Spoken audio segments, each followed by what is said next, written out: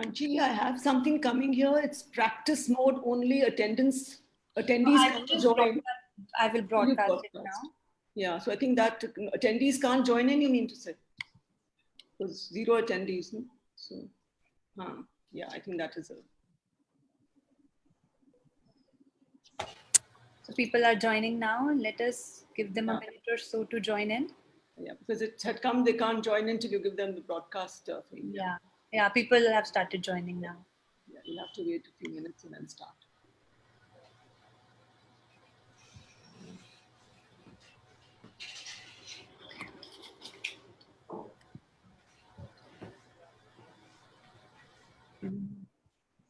There are many myths about Africa that people throughout the world believe to be true. Africa is a country. Africans speak African. All Africans live in huts. There is no technology. All Africans are dark-skinned. Africa is full of corruption, poverty, and war. All African countries are poor and depend on aid, and many more. The truth is that these myths are deep-rooted in misinformation, lack of knowledge, and stereotypes. Africa is much more than this. It is time to get past the single story about Africa. We at The Diplomatist truly believe that Africa is exceedingly vibrant, but still there is a lot more to know about Africa. In our quest to single out Africa as an extraordinary entity for recognition, growth, and evolution, The Diplomatist has always committed itself to project the best of Africa through its various initiatives. A very good morning and good afternoon to one and all present here. My name is Kanchi Batra and I am the business editor at The Diplomatist. I am very happy and honored to welcome all the distinguished speakers and participants to this dialogue, which is powered by Kaya Spirits and co-powered by Indo-African Society.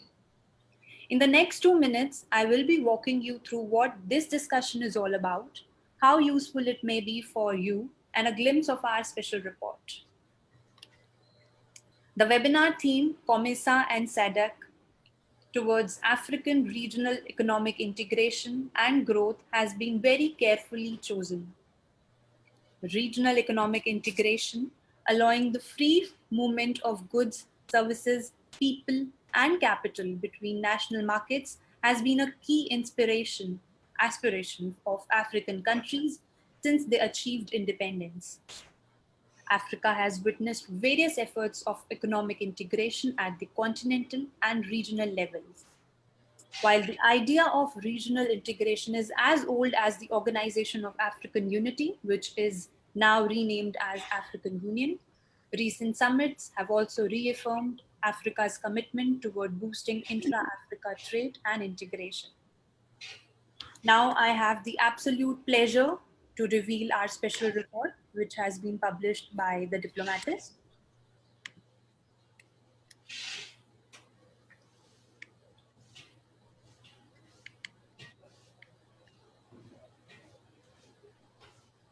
Can you see it? Yes.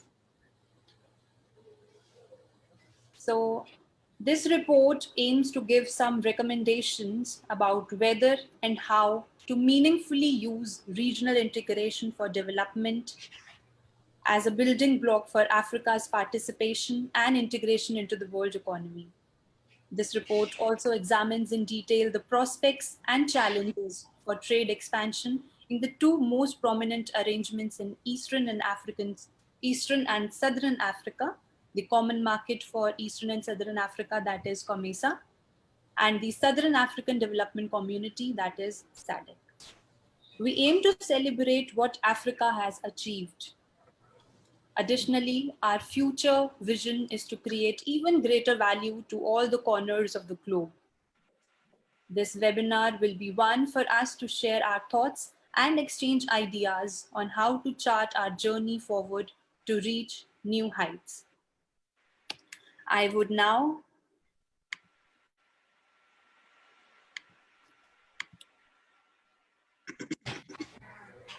like to take a moment to introduce our moderator, Ambassador Manju Seth.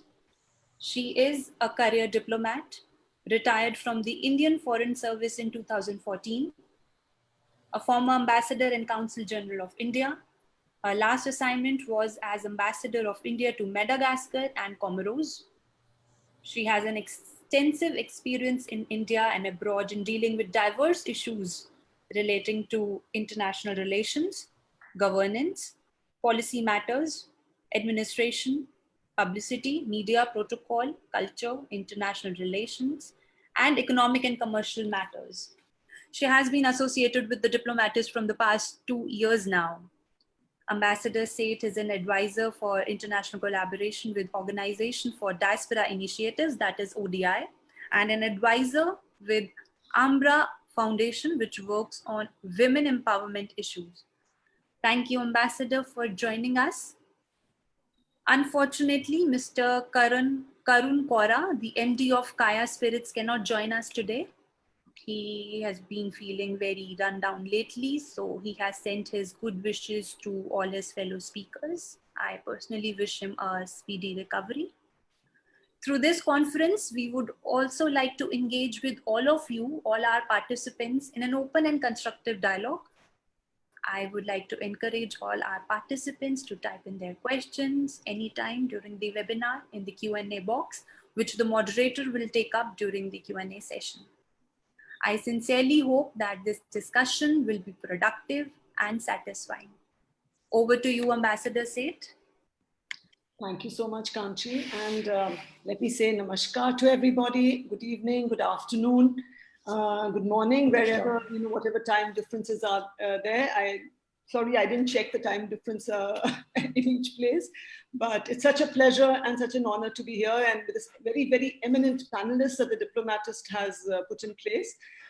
Yes, as Kanchi mentioned, I've been associated with the Diplomatist for the last 2 years, and it's been a very engaging, very fruitful and beneficial engagement with them, as it helped me to sort of, so to speak, keep in touch with various important issues that are ongoing and which are relevant at, at various points of time.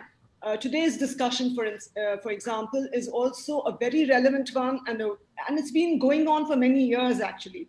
Because SADC, COMESA, and even other regional, regional communities or associations are there in Africa, and they have all been trying to further improve and to improve their integration, improve their should I say bargaining power or their leverage with other communities, with other countries, with other blocs.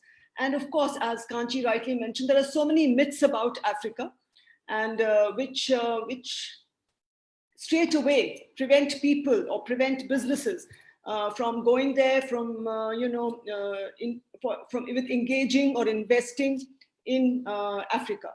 Because people say, oh, that country, as Kanchi said, in general, I mean, barring the very well developed few countries, the rest of Africa is generally sort of overlooked, not by design, but just due to ignorance. So all these myths which have sort of built up over the years, they are changing. Of course, people are coming to terms and coming to realize, what the actual situation is. For instance, if you ask me, when I went to Madagascar, people, of course, knew only about it from the movie Madagascar, which is strange. They said, oh, Madagascar, small children saying, oh, you're going to Madagascar, all the animals and the lemurs and things like that. So I said, no, that's not Madagascar, that's a movie.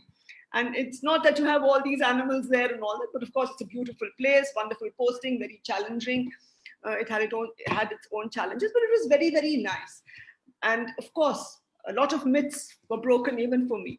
But that's just by the way.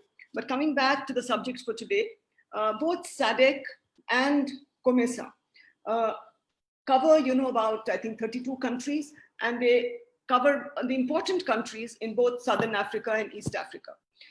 And individually as well as together, they form an important bloc in Africa. India's engagement with both SADC and SADC countries and COMESA countries has been on for many years, as it has been with all of Africa. But the only only, what should I say, a problem that I see is that it has been very slow. It has not got off the ground, despite all our efforts on all sides. And I think the challenges are also many. Both these organizations, I think, have some overlap, of course, of membership, but also their internal regulations, their internal, guidelines for interacting or engaging or doing trade with the rest of the world and within Africa. I think there are some, certain certain deficiencies at times, I feel, because of which it holds back the whole relationship and the whole trading and the whole creating the integration within Africa, within SADC, within COMESA. And we also find there are some challenges, which I think during my stay in Madagascar also, and dealing with various countries and interacting with them, I got a sense that the challenges include, one of the challenges was, of course, the clarity on regulations in some cases, but also on capacities. Now, the experts are there who are doing the policy and everything, but when at the implementation stage, the people who will actually implement it, there I found there was some capacity deficiency. For instance, when we talk of harmonization of customs union and harmonization of other tariffs and, or no tariffs or FTA, there is a slight barrier in the sense that the policymakers have laid down this has to be done, but the business persons or the customs people at the customs point sometimes are not aware, or they lack the capacity, or they don't understand how it will work. Sometimes, even in India, we find the same problem. People at the implementation level are slightly, unaware, and so their capacities, their training needs to be built up. And I think that is one challenge which I found. Also, the lack of, the difference, the different levels of development of their economies, of the countries in Africa, also acts as a deterrent, because the ones who are better developed are more, enthusiastic about going ahead and doing and creating new opportunities, finding new opportunities in trade and business in every respect. But the ones whose economies are not so developed are slightly hesitant, are slightly reticent, and they don't want to, go ahead with the same speed, so to speak, as maybe the more developed economies. Even during the COVID times, you will see a similar kind of, not impediment, I would say, but some kind of reticence is there for different countries to collaborate and for different countries to, to tackle the issue, which is huge. India, of course, has been engaging with Africa even in these difficult times and helping them out with the, with the equipment, with the, what should I say, the medicine and everything, and all other necessary things which are required during this difficult pandemic. And there's one other thing which I sort of found, that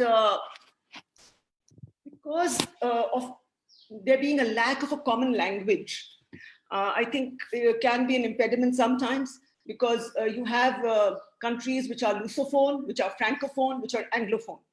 And all these countries have a little link, should I say, or a linkage with their original colonial power countries. And that link sometimes remains very strong amongst the leadership. And so their sort of their trajectory or their movement forward of anything is partly influenced by that relationship. It is not always a dominant, it's not always dominated by that aspect, but because the languages are different and they follow, for instance, the Francophone countries would follow the governance, or in their structure, in their law, in their legal framework, a lot of French influences there, in their financial markets. Similarly, in countries which are Lusophone, they have some influence of the Portuguese. And similarly, in the case of the Anglophones, they have influence from Great Britain. and or their structures and their their regulations. So this is also, I feel, a little bit sometimes acts as an impediment. I mean, that's my understanding, but we have such an eminent panel of such eminent panelists, and I'm sure they will be able to correct me if I'm wrong, but this is the impression I had. And so there are many challenges that we need to overcome before SADC and COMESA and other such groupings really achieve their full potential that they were designed to achieve when they were set up. And of course, their vision and all has been evolving over the years. And it has moved forward. It has achieved a lot, from a preferential trade area, the areas have moved. I mean, COMESA has moved into a free trade area, similarly SADC also, and the other groupings there. And the African Union now overall, which brings together all the 54 countries, is also playing a role in trying to, integrate and have more connectivity within Africa, and more focus and harmonization of the various regulations and rules. And things are changing, and for the better, definitely, but some challenges remain. So on that note, I will now request I will first introduce our first speaker, Her Excellency, Madam Grace Akello. Good afternoon to you. It's such a pleasure to have you and to meet you again here, though virtually. I am so happy to see you here. But let me give a brief introduction to you, and after that, I will hand the floor over to you. Her Excellency, Ms. Grace Akello, is the High Commissioner of Uganda to India, and she has worked as a production editor in Eastern African publications in Arusha, Tanzania in the late 70s. In the 80s, she was assistant editor of publications in the Information Division of the Commonwealth Secretariat in London. And from the 90s, she went back to serve her country as a peacemaker, a member of the Constituent Assembly, a member of Parliament, and minister. As an ambassador, she has served as ambassador in Rome, and is of course currently the High Commissioner of Uganda to India. It is such a pleasure to see you again, Madam, and Your Excellency, and I would now hand the floor over to you for your presentation. You have 15 minutes. Thank you. Please unmute yourself. Yeah. Thank you, Madam Ambassador Manju. It's great to see you again. And thank you very much for your kind words about me. But I want to thank you very, very much for putting the perspective of our discussion on the continent of Africa, which is so misunderstood in so many different ways, absolutely, but which everybody wants to know about. So now I am more at ease now, because I can now situate what I wanted to say to this distinguished webinar with your remarks. So let me start by congratulating everybody so far for having survived COVID-19. Yes. And I hope everybody will stay safe and continue to stay safe and follow the guidelines. I think now all over the world, the more we open up, the more we unlock, the more we get cases of COVID increasing, which goes to show that this thing is here to live with us, to stay with us, so we better look after ourselves. But this webinar is not about COVID, it's about Africa. So let me start it formally the way I wanted to have started it. So I'll say the distinguished chairperson, Ambassador Manju said, Excellencies, the ambassadors and colleague panelists, Excellencies, ambassadors, distinguished members of the Diplomatic Corps, ladies and gentlemen. First, I would like to disappoint the organizers of this webinar and all of you dear participants in it by focusing on only one of the integration and economic growing promoting bodies of the two proposed agencies for our interaction this afternoon.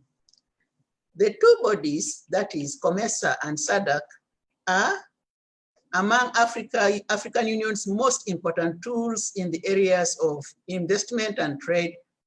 And so for our disappointed participants who are hoping to hear about both bodies from me, I will focus on the common market for Eastern, Central, and Southern Africa, and I would recommend that you read up on SADC. But I'm sure that from our panelists, there may be some discussion about SADC.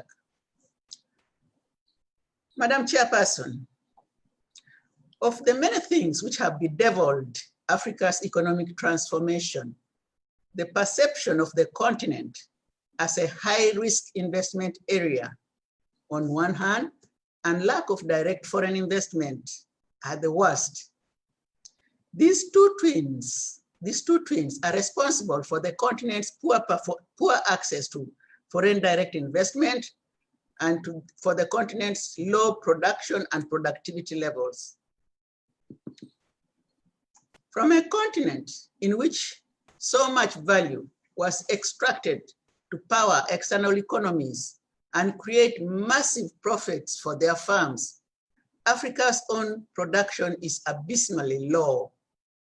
The continent lacks the capacity to produce the large volumes of goods required for her own market, let alone for international markets. Africa still accounts, Madam Chairperson, for less than 5% of international trade. Less than that, I think it's 2-point-something%.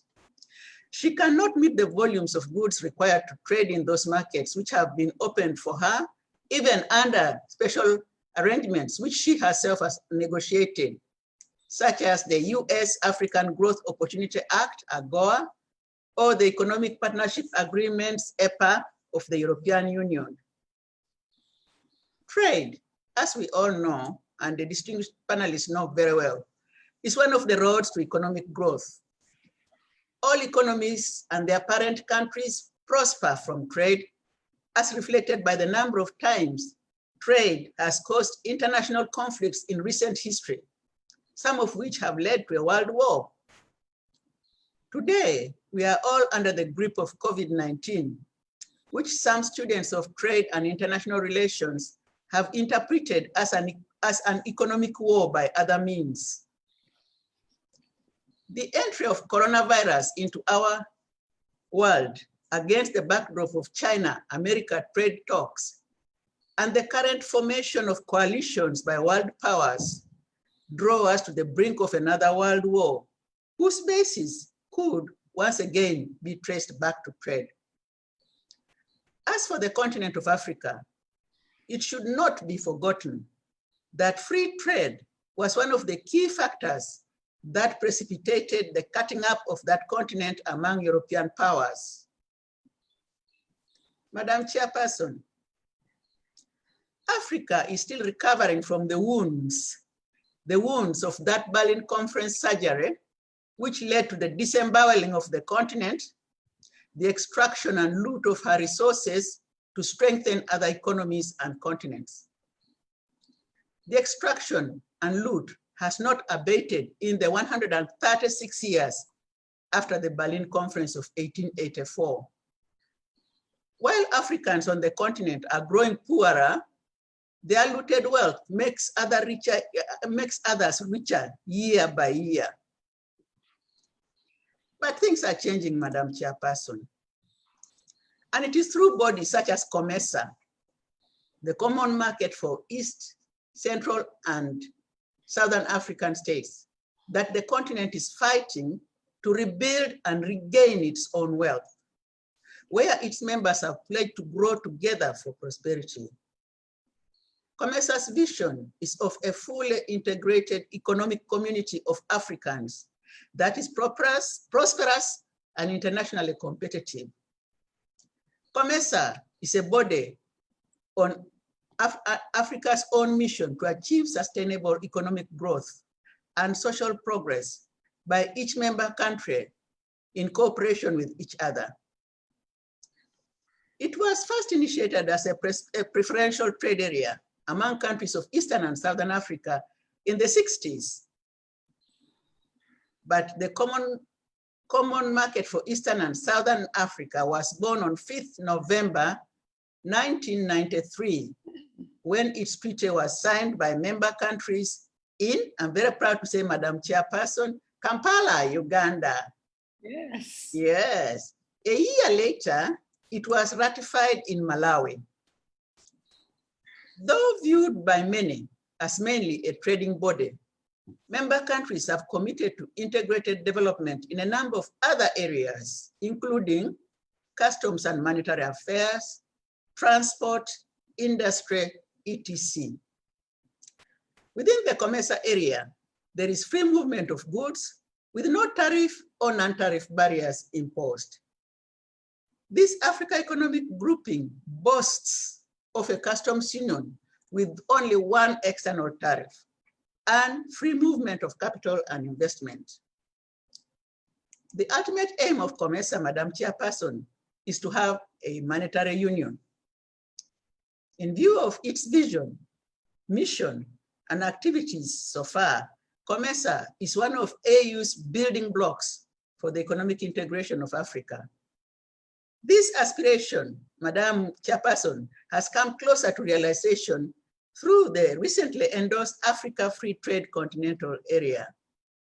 This latest creation of Africa and its leaders draws the whole continent into the pursuit of trade, but more fundamentally, into the industrialization of its economies.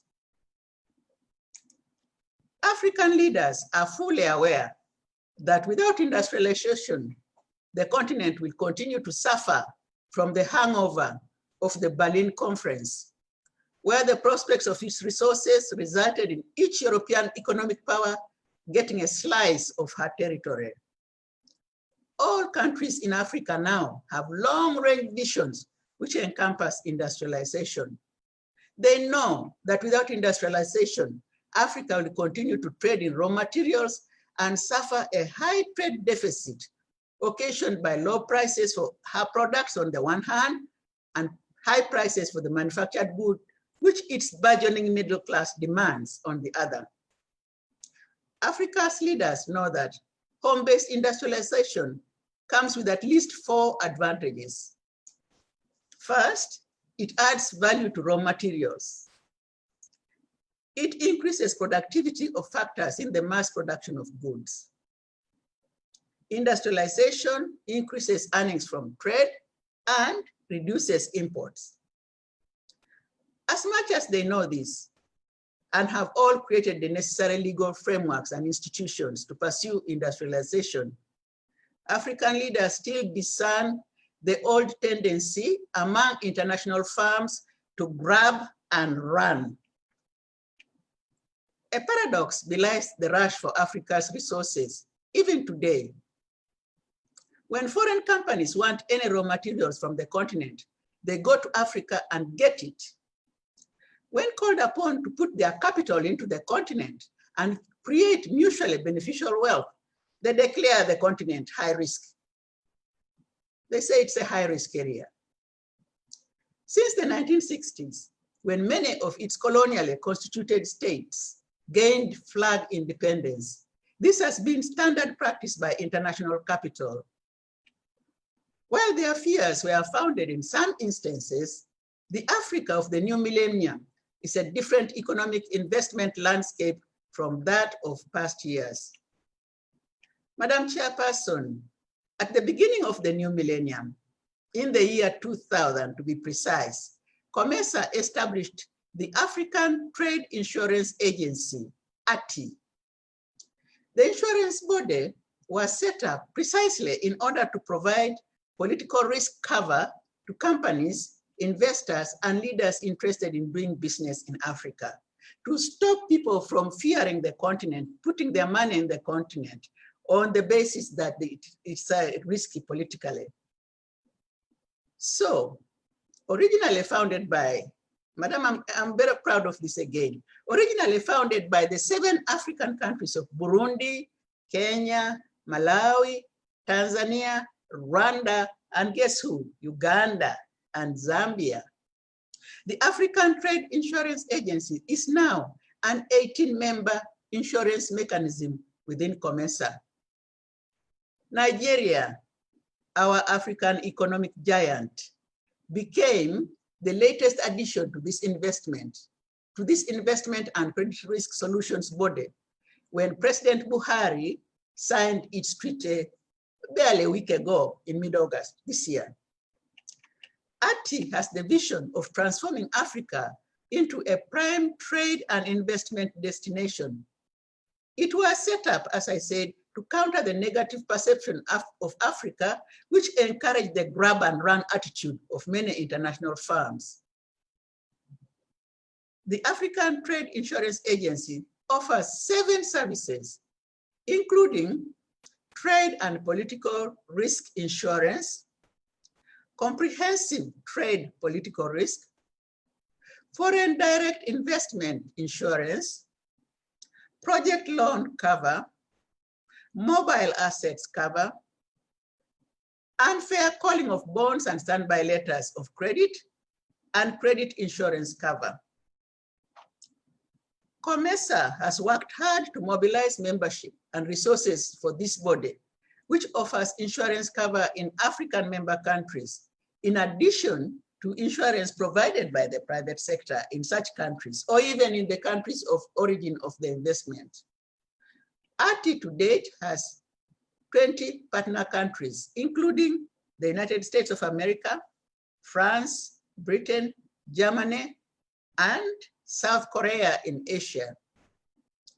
With the World Bank having backed the establishment of the mechanism from the start, 𝐼𝐡 has 16 supporting organizations, including the International Monetary Fund, the Organization for Economic Cooperation and Development, the Commonwealth Africa Tax Association, and in the NGO sector, Save the Children's Fund in etc.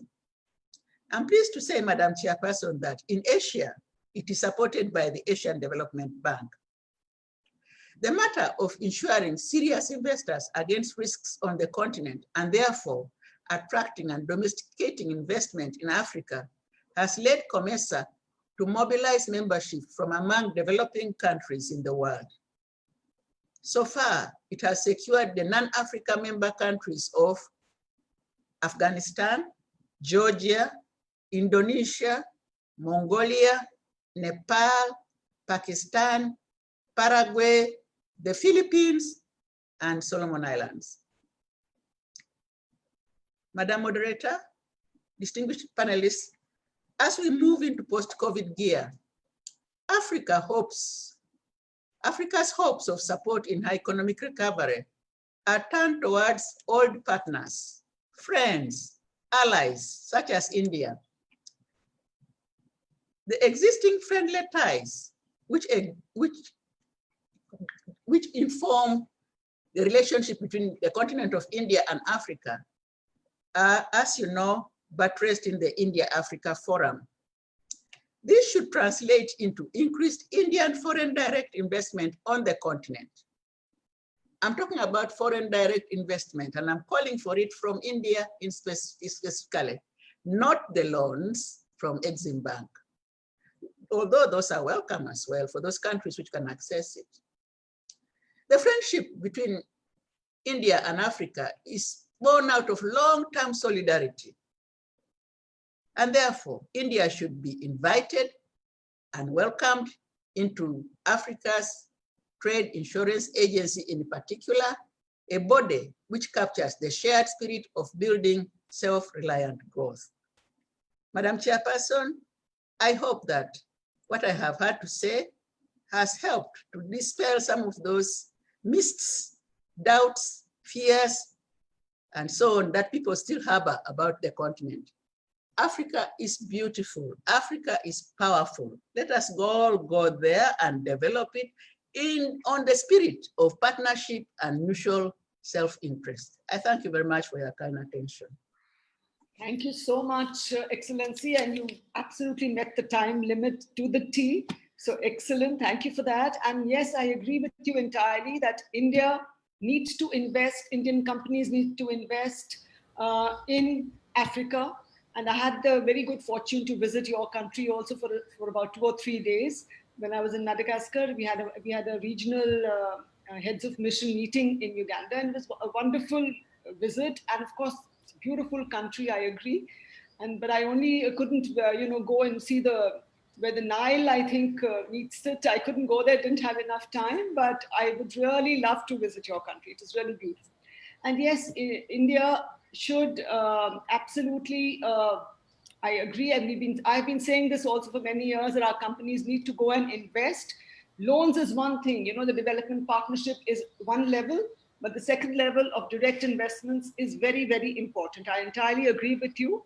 And yes, the only thing is that though, some African countries have been able to move out of this, of the earlier mindset of, as you said, not of saying that we will not allow our resources and raw material to be exploited like this, and grab and run policies of foreign companies are not encouraged, and they're being stopped in some cases.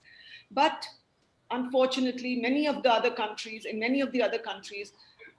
I'm not very sure why it continues to happen, but I think maybe they don't realize what they have let themselves in for, by continuing with these policies. Thank you so much for your wonderful presentation, and I will have a question for you afterwards, and we'll look at the other questions which have come in, and thank you so much, Excellency. Now I'd like to call on our second speaker, our High Commissioner in Namibia, Mr. Prashant Agarwal. I'll just briefly introduce him to you.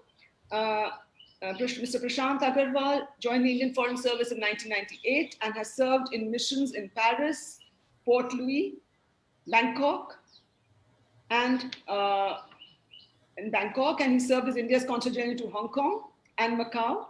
He has also served in different capacities in the Ministry of External Affairs, handling US, Nepal, and was a senior research fellow at the United Services Institute of India, working on a comparative analysis of India and China's approaches to energy security. Very, very interesting, I must say.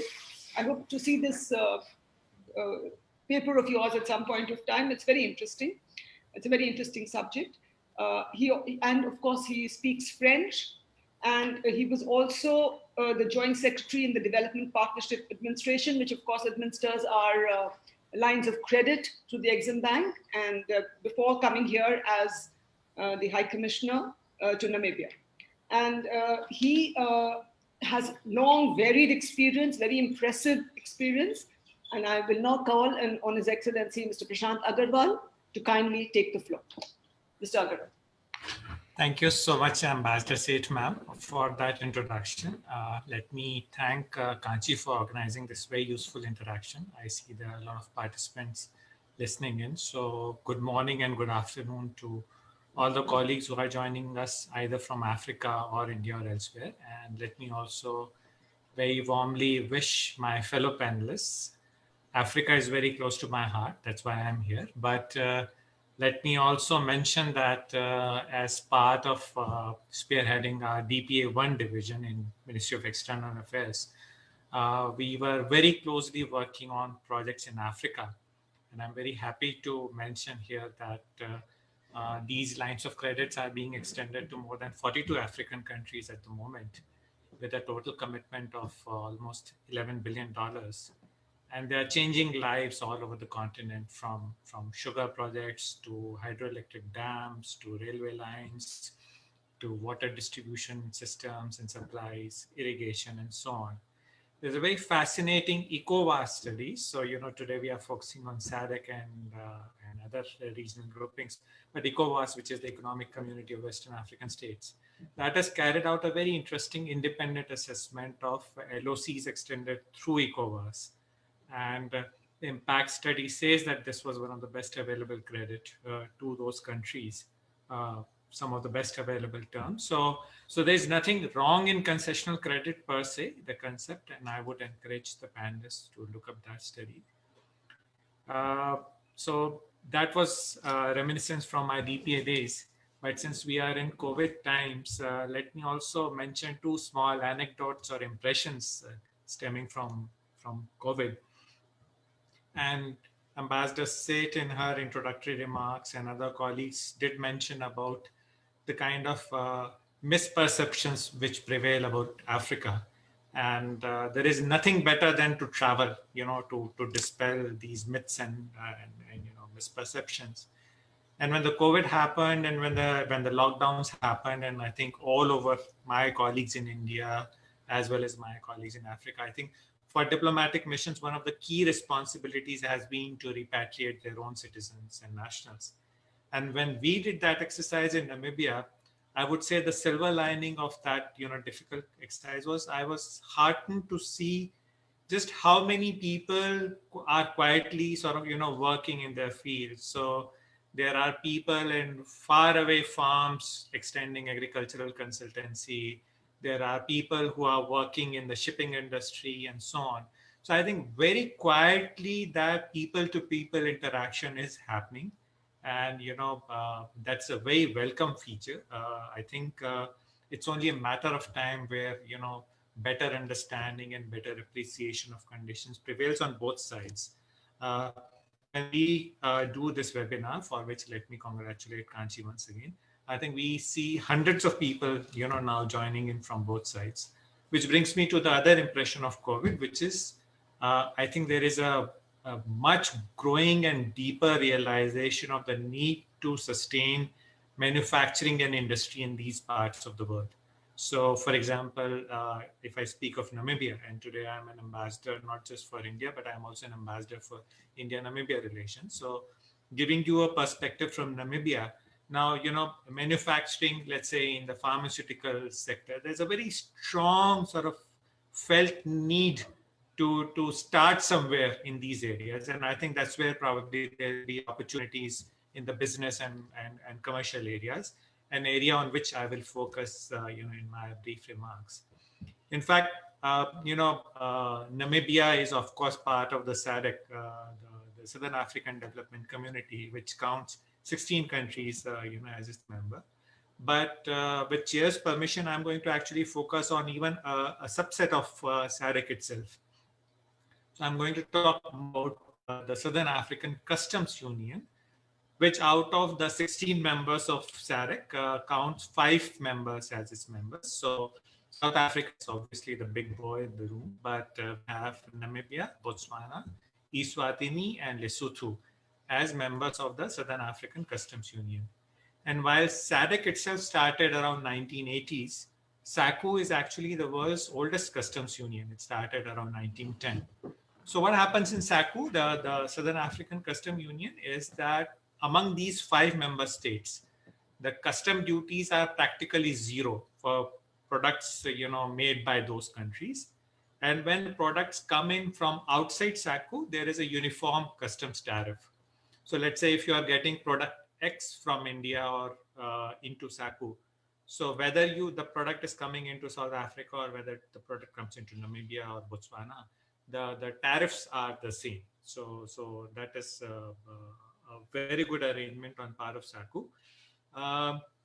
One issue which happens is that, and I'm talking about Indian companies, most of the Indian companies have established their presence in South Africa. And from there, they use the SACU preferential tariffs to supply to rest of the SACU markets. But I'm going to come back to why that perhaps need to change. Now, our trade and investment ties, speaking of Africa as a whole, so I think our trading relationship and our has with Africa has really grown in leaps and bounds. And the overall India-Africa trade had actually touched 78 billion in 2014. But since then, it has come down a little bit because of the commodities prices crash. Currently, it stands at $67 billion, which is still significant. India is, if you look at Africa as a whole, India is the 5th largest investor into Africa with $54 billion worth of investment. But if you look at the India SACU trade, India's trade with these 5 countries, it is also a significant $11 billion. The trade is in favor of these 5 African countries. So, our imports from these 5 countries are $7 billion, whereas India's exports are about $4 billion. Now, what is interesting and significant to note is that there has been a proposal to have an India-SACU preferential tariff agreement, preferential tariff arrangement. Now, today is a time where, trade negotiations and trade agreements have been put on back burner by most regional groupings. But this PTA, which was being negotiated till about 2010, so there had been 5 rounds of discussion, and after 2010, sort of the momentum sort of got dissipated. But it has very recently been revived. So in fact, last month on 15th July, we had the revival of talks to see how we can proceed further and where to go. And there has been a timetable agreed to. So I think that's a one exciting thing to look forward when you look at the Southern African part of our trade. And obviously this has been spurred by the COVID requirements and COVID realizations as to why we need to speed that up. So, so that is the broad things which is happening in SADC. Now, if you look at the requirements of Africa and Southern Africa, this part of the world, the previous speaker also gave some very useful insights. But if you look at areas like agriculture and irrigation, because if I look at, let's say, Namibia, for example, this is a slightly dry climate country. Water is in short supply, which is increasingly the case the world over, including in India. So there is a great deal of emphasis on agriculture, the new techniques of, water efficient agriculture, irrigation systems, agricultural tools and implements.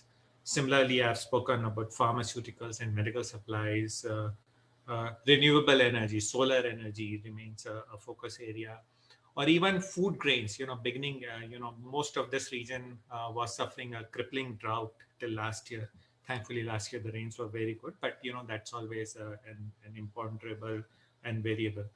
So in many of these areas, there is a great opportunities for companies. And now I'll come back to SADC part, as with most of the trade flowing through South Africa. So if you look at the Atlantic seaboard of Southern Africa, and if you look at Namibia, there is a very important seaport called the Walvis Bay. Walvis Bay port has been refurbished and upgraded only last year through an AFDB loan. And there's the swanky brand new container terminal which has come up. It was essentially an expansion of its capacity with more sort of infrastructure in place. So what I would suggest, companies listening in today to look at Walvis Bay. Now, Namibia also has excellent infrastructure. The road network of Namibia is actually ranked #1 in whole of Africa. And, obviously this is an English speaking region, and, then there are democracies, and there's a strong rule of law.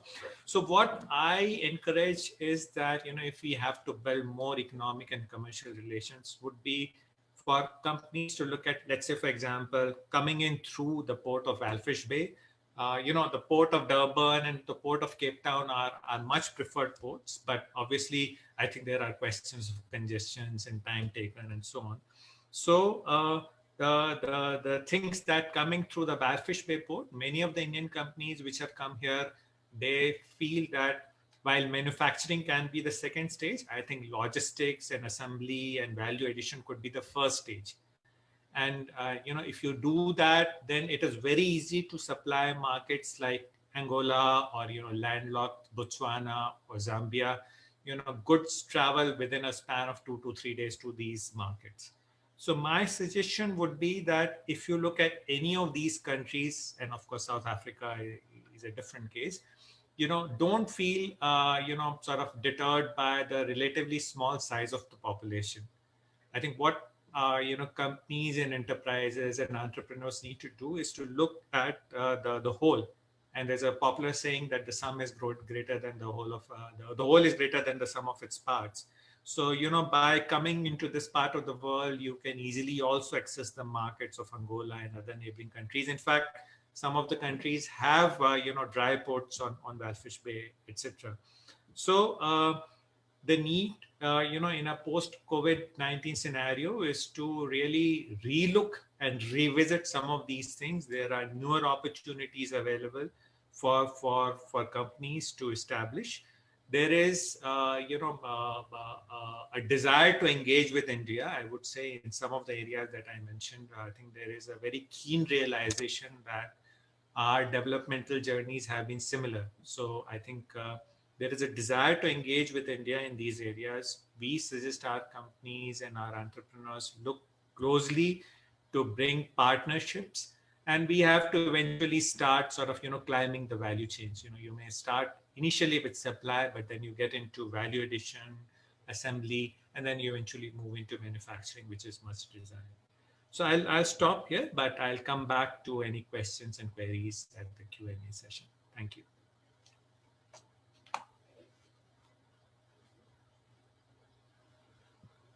Thank you so much, Ambassador, for your very interesting perspective that you have given, and also on how the customs union is an important aspect and how it's functioning very efficiently, and also all the various suggestions that you gave for investors, for businesses to come into that part of the world and benefit and have mutual benefit really for both sides.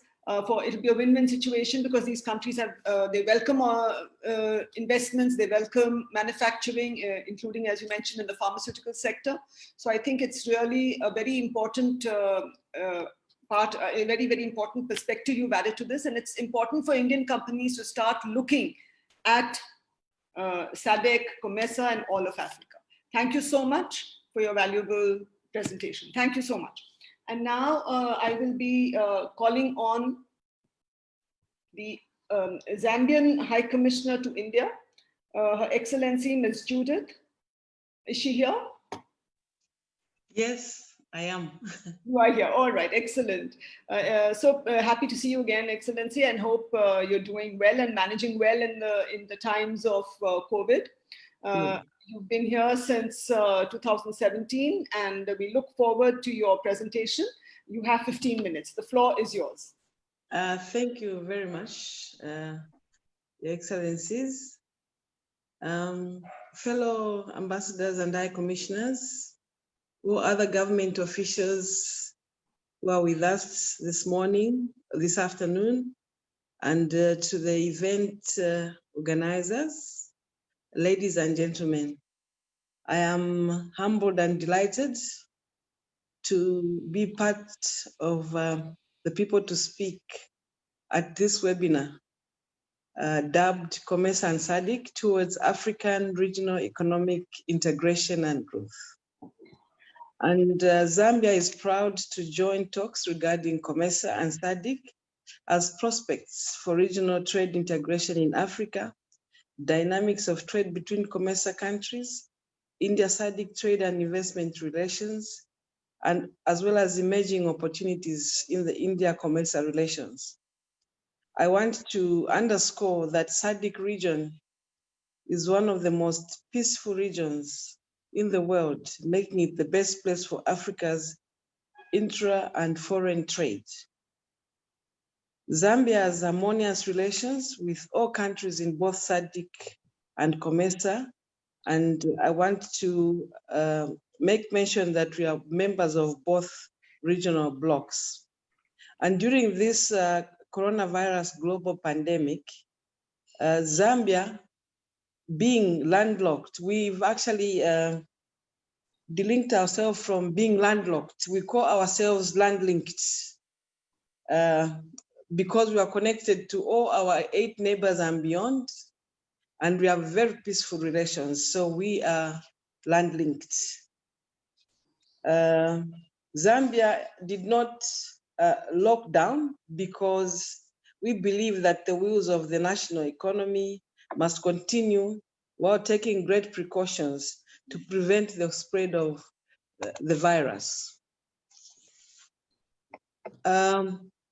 In doing so, the Ministry of Commerce, Trade and Industry, through the Business Regulatory Review, BRRA, in collaboration with the World Bank Group, in Zambia officially launched the upgraded e-registry and notice and comment web portals on 16th July 2020.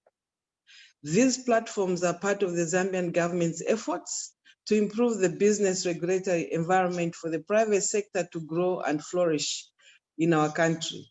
And the e-registry is a centralized database and online transaction platform holding information on licenses, permits, certificates, or authorizations, and which are capable of facilitating the process of applications online. The e-registry provides searchable access to comprehensive information on all valid business licenses, permit certificates, and authorizations in Zambia, and which further assists businesses to develop a better understanding of what business regulations and how to comply with them. I'll be later sharing this with you, Madam Ambassador, so that other associates who are willing to go and want to establish their partnerships in Zambia can do so. The notice and comment platforms also provide for public bodies or regulatory agencies proposing regulatory frameworks to publicize the issue under consideration and request for stakeholder input online. And we further looked at our foreign policy, and we recently launched the revised foreign policy aimed at enhancing economic cooperation through trade and foreign direct investment. This document will be shared as well with you and will help Zambia maintain and emphasize the diplomatic relations, which will serve also as an important tool for attracting foreign direct investments and to promote inter-regional trade. And this revised policy highlights the importance of forging international and economic frameworks and partnerships in non-traditional sectors of our economy.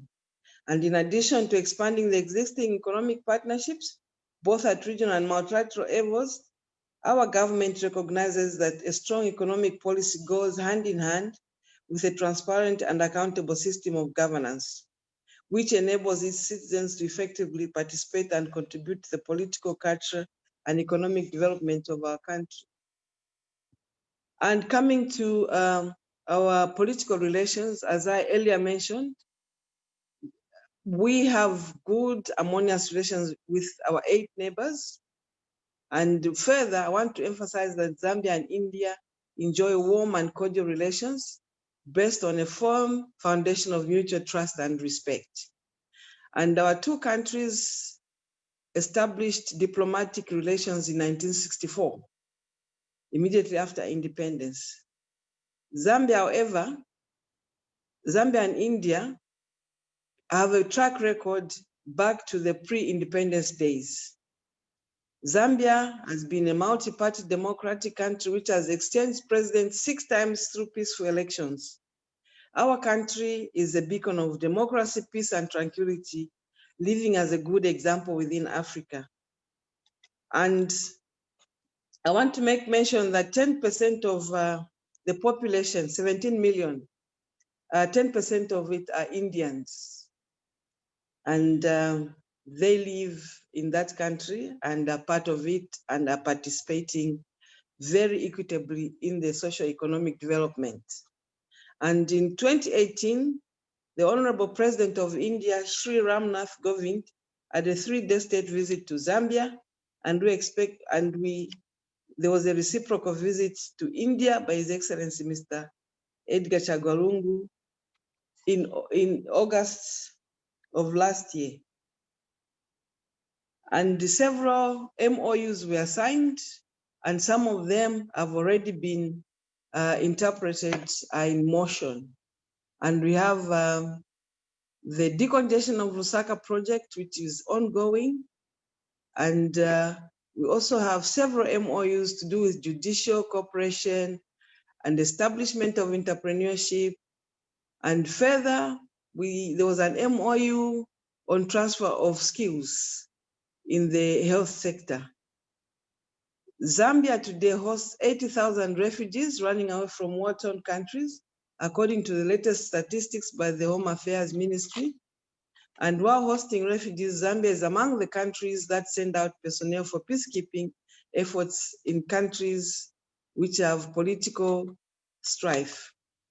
Zambia has never been to war, and we enjoy a very big democracy. And under trade and investment, Zambia continues to embrace all friendly countries that want to invest in the country to grow the economy through economic diplomacy and we also taking advantage of the tenets of COMESA and SADC.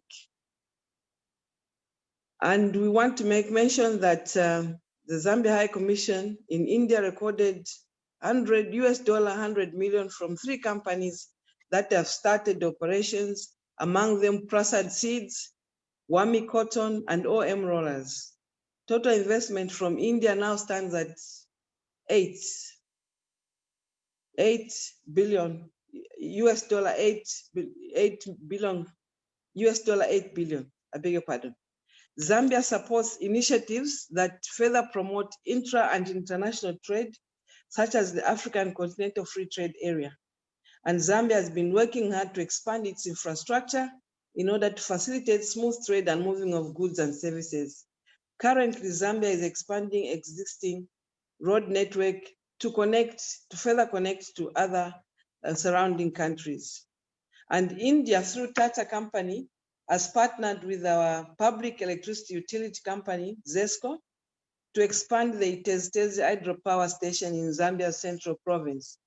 So this all goes to show just how much India and Zambia have been working together from time immemorial.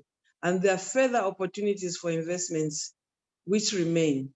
And Zambia has the potential to generate 6,000 megawatts of electricity, but is currently producing 2,000 megawatts, thereby calling for more investments from India to bridge the 4,000 megawatts deficit. And the High Commission has been meeting companies, and we've enjoyed a lot of support from the government of India as well as from the private sector, especially in investments in renewable energy. Zambia has in the recent past invested heavily in education, which has seen the birth of more universities such as Robert Makasa, Mukuba, Mlungushi, Copperbell School of Medicine, and Frederick Chiluba University, Kwame Nkrumah, Chalimbana, among others. And we have been trying to have meetings which are ongoing to see our Indian partners in the education sector. And we have hundreds of Zambians who are studying in Indian universities, while more than 40,000 have benefited from the time India Technical Education Corporation, ITEC, was initiated dating back to the 1970s. More opportunities for investment still exist. And like I said, Indian investors are welcome, and that is a home away from home. And I want to emphasize that SADC is the best in the world. In the line of health, we got a line of credit from Exim Bank of India, and Zambia has constructed 650 prefabricated health posts through the Ministry of Health. And using Zambia's own resources, Zambia has built 30 new first-level hospitals, 3 in each province. And we as a mission are working out to woo more investors from India to build a multi-specialist hospital in Zambia to handle complicated cases such as heart, lung, kidney, and liver transplants, and cancer. Zambia has 73 tribes that are totally distinct, and they hold various ceremonies that are breathtaking. In this regard, we would like to partner with tourism companies in India so that they go and see the core highlights of our culture and tradition. And the uniting factor is the love and respect for one another through infectious smiles of Zambians. The mission, together with 14 members of the Zambia National Dance Troupe, took part in the 17-day tourism culture event dubbed the Surakud International Crafts Mela in India. And the Great African Caravan took 8 artists from various countries, and they enjoyed their stay in Africa, traveling for 200 days from South Africa to Egypt, and they passed through Zambia. Tourism figures continue to double as more Indians want to explore tourism in Zambia. Efforts to meet stakeholders were made with the view to increase Zambia's tourism flows in the year 2018. With this, I would wish to urge all the Indian investors who wish to partner with Zambia to come forward. Zambia is open for more investments. Africa is open for more investments. Come to the land of infectious smiles. I thank you. Thank you so much, Excellency. Yes, infectious smiles indeed. And it's really, your presentation was really very enlightening. And to know that SADC is the most peaceful region, this is all the other myths that surround Africa. We think all of Africa is, in constant turmoil. So it's very nice that you have, cleared this myth that it is a very peaceful and safe region. And I'm sure many companies in India must be looking and wanting to come to Zambia. And I hope that all the business persons here who are listening in at the webinar will certainly make the effort, and including in the tourism sector, and in the pharmaceutical sector, agricultural sector, hydropower sector already happening, but much more potential is there. And they will come, I'm sure, and partner and invest in Zambia, of course, but also in the entire SADC region. Thank you so much for your very enlightening and very positive presentation. And of course, welcoming everyone to the land of smiles. We hope we will all be able to come there at some point of time. Thank you so much. Thank you. And now we move on to our next speaker, His Excellency Professor Dr. Ambassador Tal Edgars, who's the chairman of the GBS&x Consult Group worldwide. He's here, I hope? Yes. So a little bit about, I'm sorry, Excellency, I did not have your bio with me readily, so I couldn't give any more details about you. I'm so sorry. But now to Professor Tal Edgars. He is a global multi-award winning, well-known business authority, mentor, erudite speaker of note, senior diplomat, and a cutting-edge strategist and academician with an outstanding record in planning, managing, and executing successful private and public sector initiatives in Africa, Europe, America, and Asia. And I hope that would include India as well. Certainly. Yes, so he has an academic, diplomatic, international civil service background, the global inclination, and provides quite extensive domestic and foreign best practices in Africa. He is Africa's leading authority on knowledge of foreign policy, community, growth and competitiveness, practice, complex negotiations, and strategic foresight. Ambassador Tal Edgars, you're welcome to this seminar, and I'm sure with your, excellent bio, I'm sure you will bring your perspective, your unique perspective to the deliberations today. The floor is yours. Thank you so much, Madam Ambassador Mandru Seth. To the rest of the excellencies and the viewers, namaskar. I definitely take this chance to appreciate the efforts that 𝐾𝐿 is putting in sharing so much of the knowledge that is needed around Africa. And much has been said by my previous colleagues as to what Africa is. And I'd like to probably take a moment to just tidy up history, if you will allow me. It has often been said that it is not the country with the largest army that is known, but one with the best story. And hence, I want to take this particular opportunity to reintroduce Africa to the rest of the world. Undoubtedly, Africa is slated to be the next big thing in the later half of the 21st century. And what do I mean by that? We will overtake the globe by 2030 by our purchasing power in parity terms. Let's break this down a little bit much more significantly. We will provide a consumer market with 1.7 billion people of $6.7 trillion US, both consumer and business spending by 2030. That is in the broader terms of it. Our domestically generated funds for the infrastructure will be needed across 55 countries. According to the Africa Development Bank, however, Africa now collects $500 billion US in taxes revenues, $50 billion in foreign aid, and $60 billion in remittances, and almost the same in FDI. At the same time, we are on a very high growth trajectory. Out of the 10 fastest growing economies in the world, Africa will have a multiplier effect on the regional requirements and output. Growth has been present in the 1/3 of sub-Saharan Africa, with countries posting 6% or higher growth rates and another 40% growing between 4 to 6% per year. We are definitely set to be one of the global key players in the next coming years.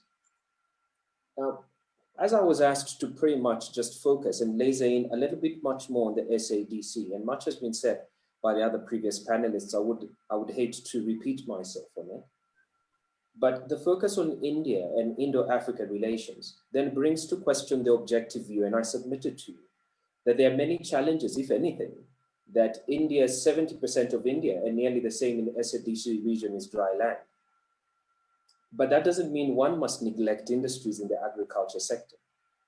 SADC, just like India, has so much potential and minimal resources that can be exploited. We look at SADC, 85% and India, 70% population are related to agriculture. There's a need to refocus on agriculture. The Indo-SADC has rich resources, good climate and water resources. However, just like much that we have to, we admire what the Chinese are doing, but we very much like to partner with India because that we have similar stories. As a student who grew up in India and much later, I relate to both sides of the coin. The private sector is the backbone of the Indian economy and accounts for 70% of the GDP. That means your basic agriculture, horticulture, floriculture, seafood industries, and I can go on for hours on it. But India has almost 3.57 million units in the small scale sector, which Africa definitely needs to relate to. They employ about 20 million people, give or take, and contribute $165 billion to the Indian economy. Now, in relation to that, and an obvious anodyne meant to soothe our pain is that Africa is trying to move the small, medium-sized enterprises into the epicenter of the economy. And that significance was the main backbone as to why the SADC came into play. I would like to focus much so as well into what was developed by India in 2020 and a few key areas that were identified in 2004 into what then was supposed to be India's plan into Africa. The first was in agriculture and food processing with a target of 400 million tons per annum of food and grain, as well as other different targets. Education and health, aiming to increase the employment and potential leading to social security and population control. Infrastructure development, the reliability and quality electric power, the information and communication technology, which is one of India's core competencies, borrowing into our industry and commerce into Africa, and then critical technologies and strategic industries. How did this work on a Focus Africa, which was year 2002, 2003, fast forwarded to what we are seeing today when we speak of the SADC? So SADC post-2020 agenda, which was 19th to the 20th of August in Pretoria, South Africa, adopted the theme of partnering with the private sector in developing industry and regional value chains. Now, I submit to you that I had to cross over into the transitional history so that we could have the objective view of the SADC we want and to develop scenarios on a trajectory of the region for the next coming years. The regional integration agenda between SADC and India was supposed to potentially raise more than $1.2 billion annually from alternative funding options such as export and import tax, tourism levies, a financial transactional tax, a lottery system, philanthropy, and income from hosting of regional events. SADC has commenced a process of formulating a new cooperation and strategy, which we now refer to as the RISDP, the Revised Regional Indicative Strategic Development Plan that was approved in 2015 and runs on to 2020, which was to see and guide the cooperation in the political sector of the Revised Strategic Indicative Plan, which is the 𝐼𝐶𝐿, and the Defense and Security Coordination.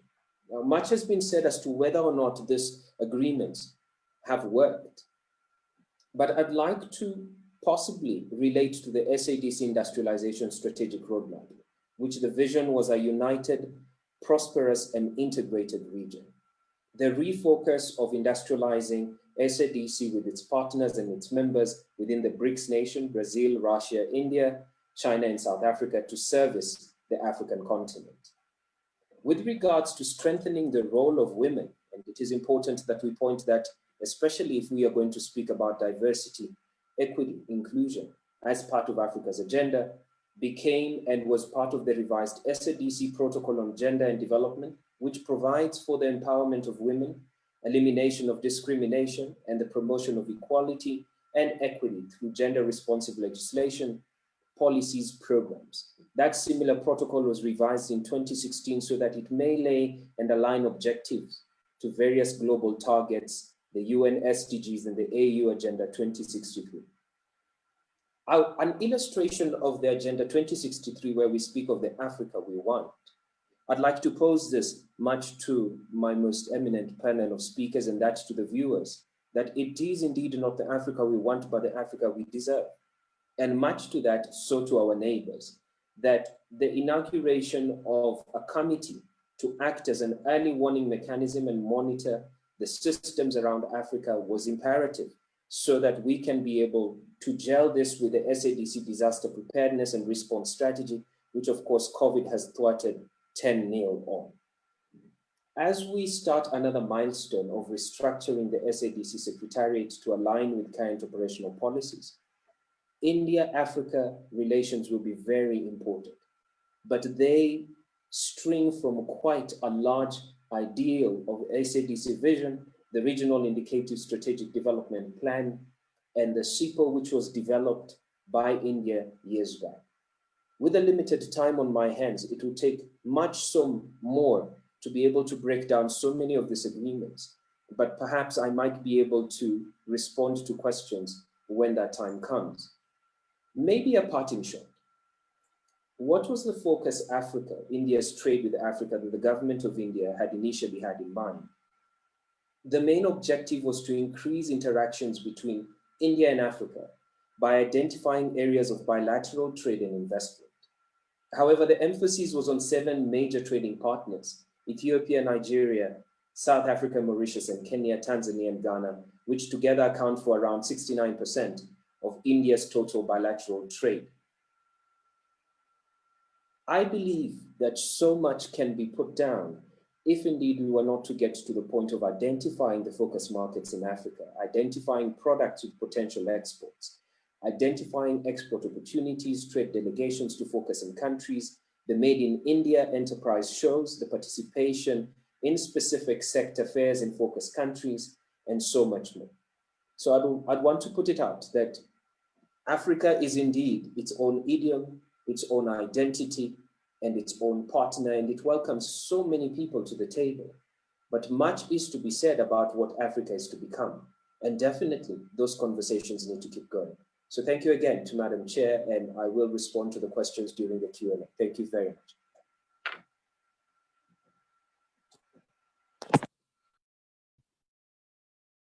Thank you so much, Ambassador, for your very interesting perspective, and also highlighting the areas where a lot of opportunities exist, including in agriculture, IT, SMEs, etc. And of course, you mentioned China.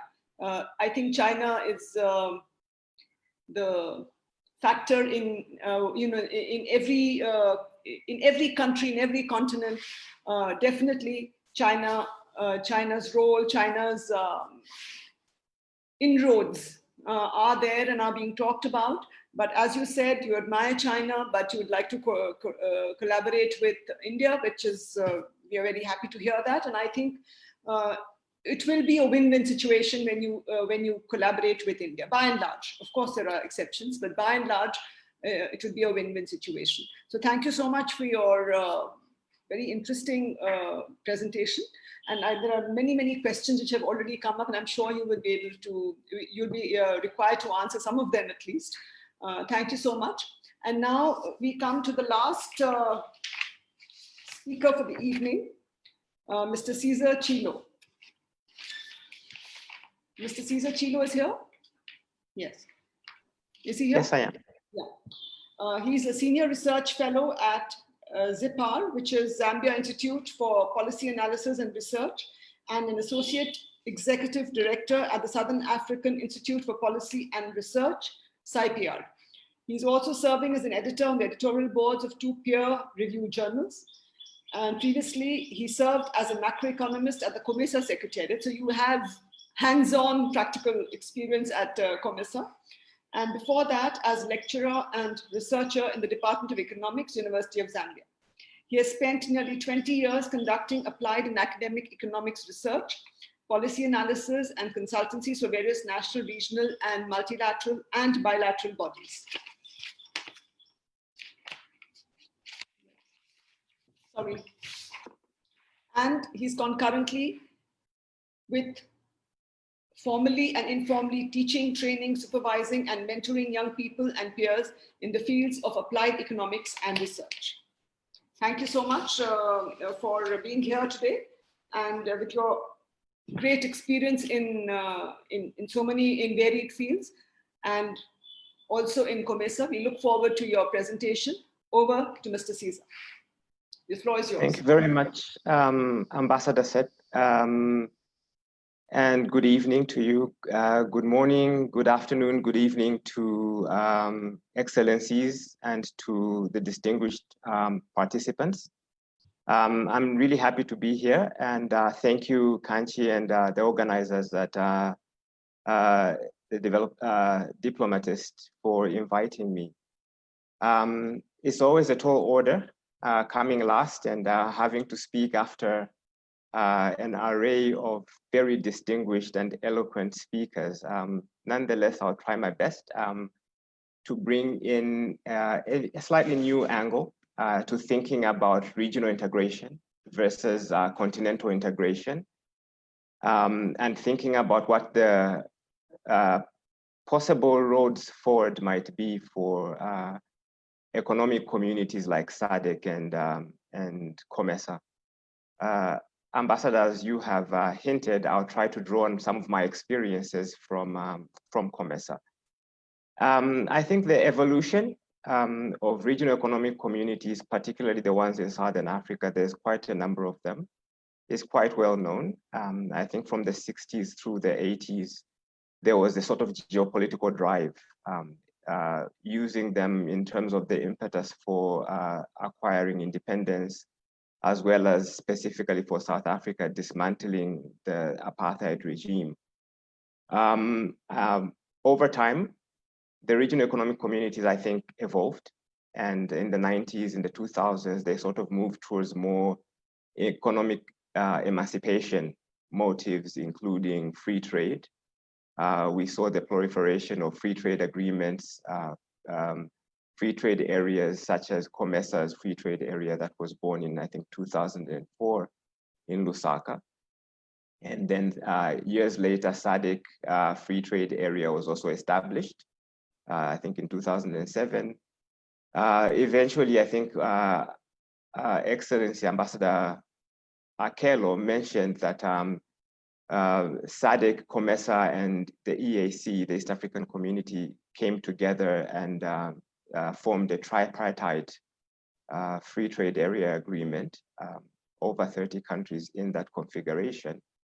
And clearly from this trajectory, the political will has been there to foster regional integration. And it's evident in the number of economic communities that are there in Central, Southern, Eastern Africa. And the fact that they have been able to establish and ratify these agreements from a legal and a political administration point of view speaks volumes to the political commitment. But Ambassador Seth, as you said, the aspirations in terms of trade creation, in terms of trade expansion, have probably not been met compared to the performance that we see, particularly in terms of Africa and these regional economic communities' participation in trade. Going forward, despite the hurdles, I think Africa is still interested in integration and is thinking about continental integration in terms of the Africa Continental Free Trade Area. I'm a scholar and I love controversy. One of the small controversies that comes with the African Continental Free Trade Area is a question basically, do the RECs, the regional economic communities, become building blocks to the continental level, or are they meant to be replaced by the continental level? And that is a question that the RECs have to ask themselves. If you look at the arrangements, the legal and the technical arrangements that are being made, it's basically arrangements that are being duplicated from what the RECs have created. So if you look at the tariff phase downs for free trade, the rules of origin negotiations, if you look at non-tariff barrier dismantling, transport trade facilitation, mobility of people, both business persons and natural persons, all these elements that were there in economic communities like SADC, like COMESA, like EAC, seem to be replicated, but with different variants at the continental level. And this has the risk for member states such as Zambia, Zimbabwe, Mauritius, and others that are party to multiple regional economic communities. The risk is that they might set in fatigue in terms of paying those annual subscriptions, in terms of contending with multiplicity of requirements and things like this. And the question is, should the regional economic communities then be thinking about reinventing themselves? I would argue that probably they should. And one important area of reinvention that could be considered relates to what many people have called the demographic dividend. Essentially, it's about thinking about and paying attention to markets. And maybe I'll give just a few quick statistics that help us to understand or bring to life this aspect called the demographic dividend, which could actually be a demographic debt if not managed properly, if this transition is not managed properly. So if you look at world populations, the total world population is estimated as 7.8 billion people this year in 2020. In 2050, the population is estimated to, projected that it will have grown to 9.7 billion, almost 10 billion people on the face of the earth. As this growth is happening in the population, the share of China's total population will fall from 18.5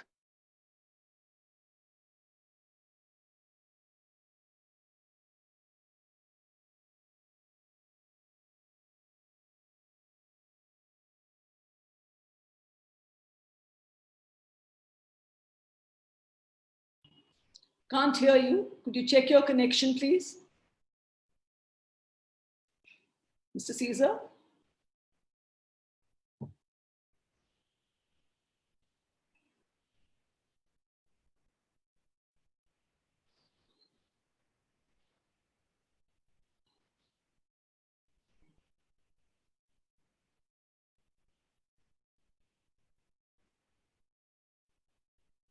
Kanchi, can you check what is the problem?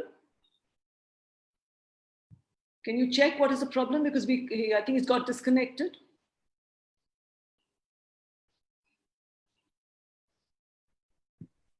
Ambassador said, I think we should proceed with the Q&A session. And Has he got disconnected now? Is he online? Not there. He's not there. There is some technical error. All right. Network connectivity. Let's proceed with the Q&A session first. All right. Okay. As Kanchi is suggesting that we move with the Q&A, there are lots of questions which have come in. We'll move to those.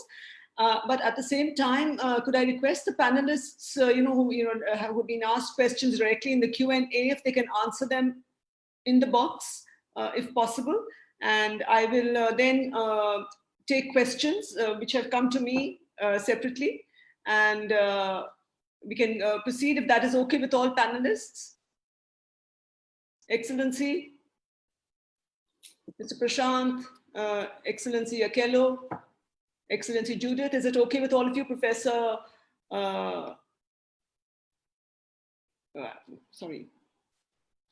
Professor, with you, is it okay?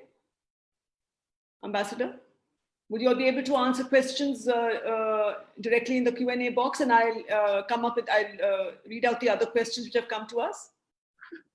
Yes, I'm trying to look for, yes, I'm trying to, let's see. All right, okay. I have some questions from, which were sent to us in advance. And one of the questions is from Dr. Balasubramaniam, Senior Fellow, Institute of Commonwealth Studies, University of London, saying that could the UN SDGs provide an effective framework for integration and interaction within and between economic communities? So is there any potential for that? That is one question. And if any one of you would like to answer that. Is there a role for the UN Sustainable Development Goals to provide an effective framework for integration and interaction within and between economic communities? Do you think any one of you would like to answer that?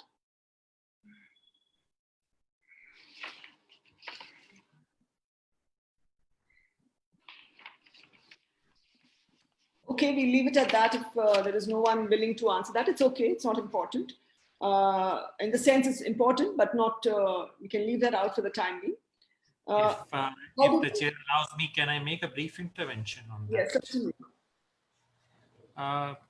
Thank you, Chair. I think the question of UN SDGs is extremely important. And speaking from the ground, I can say and I can see for sure that there is a great deal of importance being given to the SDGs. And in fact, they in a way encapsulate all the developmental priorities for the international community and individual nations specifically. Yeah. I mean, if you look at climate change or if you look at poverty eradication, the way the UN SDGs have been structured now, it's a beautiful amalgamation of our priorities and the right priorities at that.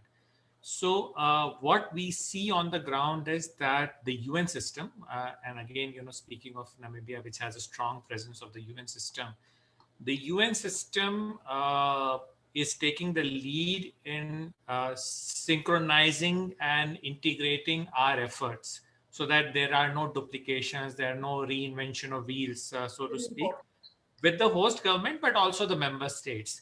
And I'll just give you one small example. For example, in dealing with the COVID pandemic, there is a lot of policy coherence which is being tried to be achieved. So we have regular meetings, regular interactions with the UN system, as well as our host country and all other development partners to make sure that we tackle, specific parts of the problem.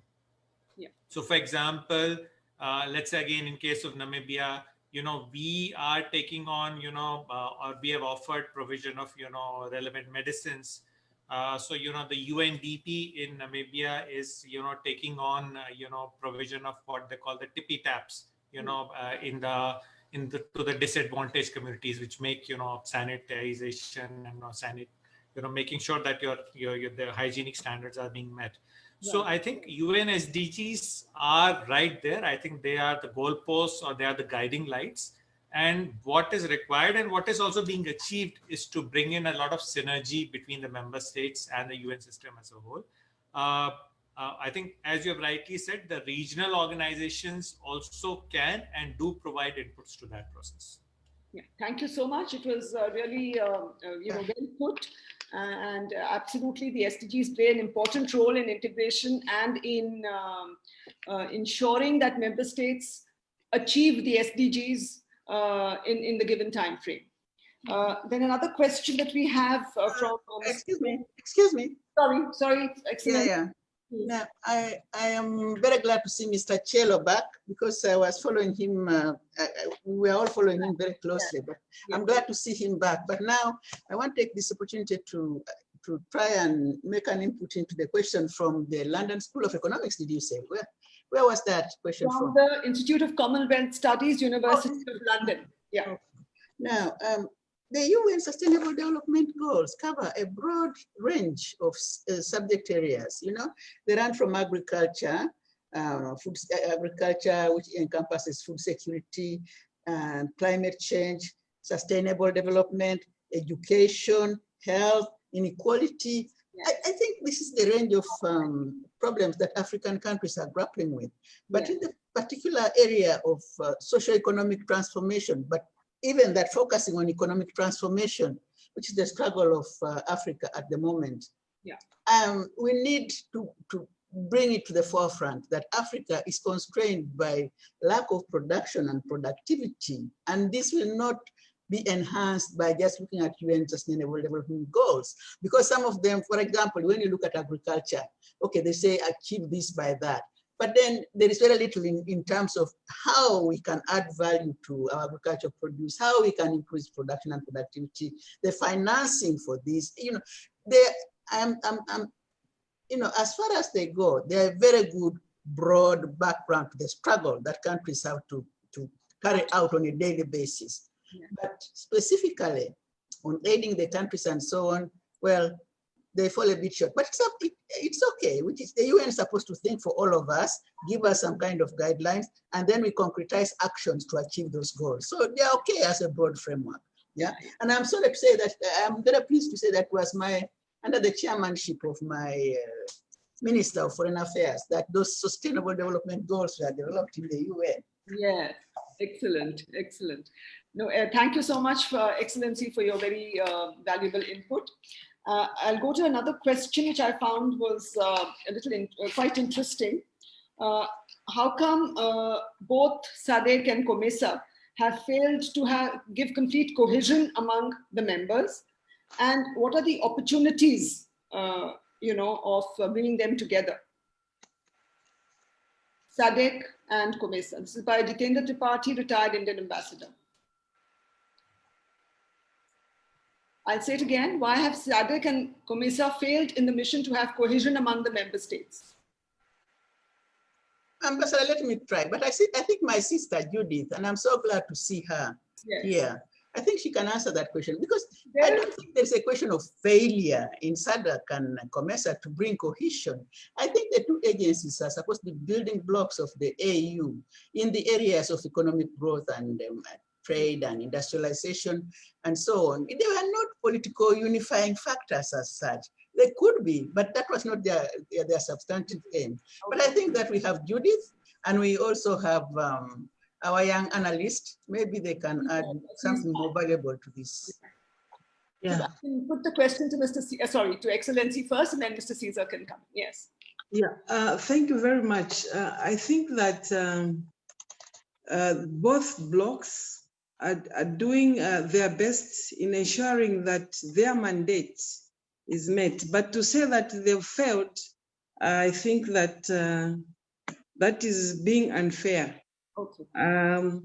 If the person asking the question could break it down to exactly what they want to see rather than say that the two blocks have failed. I think that the objectivities of SADC and the objective of COMESA, I think they have tried to render what they are expected to do. But to say that they failed, I think that is being really, really unfair. Unless, of course, the person asking the question breaks it down to exactly what they mean by those two entities having failed to bring things together. Yeah. Okay, thank you so much. We understand it. But is Mr. Tripathi here? Ambassador Tripathi, is he there online? No.